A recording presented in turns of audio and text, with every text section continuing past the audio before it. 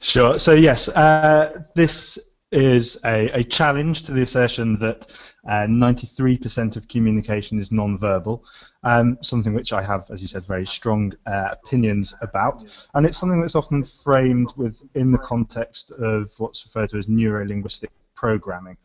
And so this is kind of a proxy for my dislike or kind of disagreement with that body of work. So neuro-linguistic programming, NLP, it sounds kind of jazzy, but what does it mean? Well, it's non-evidence-based nonsense. Most of what it says is claimed, not observed. But one oft-repeated line is truly absurd.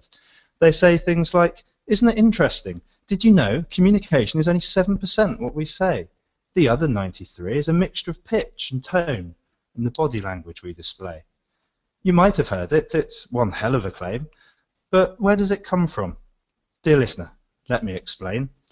In the 1970s, a researcher, Albert Morabian's his name, he wrote up his paper, declared some findings, and achieved unexpected fame.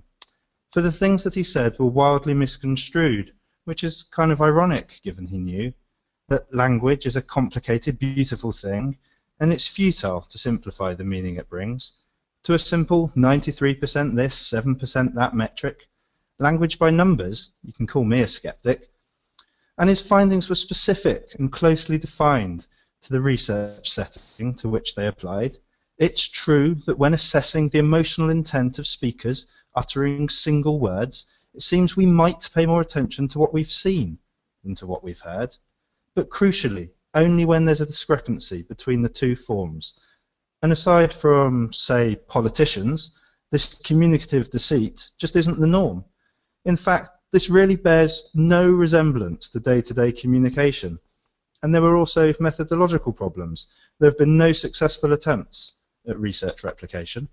But it makes such a great soundbite. It's no real surprise that it got picked up by coaches and consultants who quickly derived a whole new set of meanings from what poor Albert said. And now the claim goes unchallenged and taken as read. And while under experimental conditions it's been widely debunked, still it persists, even in MRX training and conferences. Come on guys, we're better than this. You're still not convinced? Let me set out a test, more closely connected to our world of MRX. If you had to analyse and make recommendations based on one of these two situations, what would facilitate, help shine a light on the ever-elusive, detailed, and actionable insight? Would you rather see and hear nothing, but have full transcripts from the depths or groups?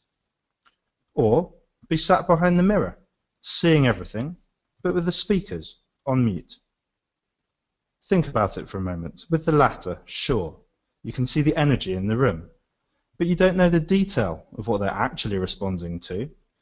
Is it concept 3 and its RTBs, or the moderator's shoes that have got them looking so pleased? Alternatively, you could read the responses and know exactly what's been said. Of course you lose a bit of the meaning, but 93%? In fact, this webinar format's a perfect demonstration that we don't need body language to have communication. You can't see me and I can't see you, but I've got a message and I hope it's getting through. In fact, much of communication works in this way. It's not how we look or move, it's more what we say. If what NLP's evangelist said was all true, talking in the dark wouldn't work, nor radio or phone calls too. According to NLP's theory, we'd lose all that richness of the 93%. No one could possibly know what was meant.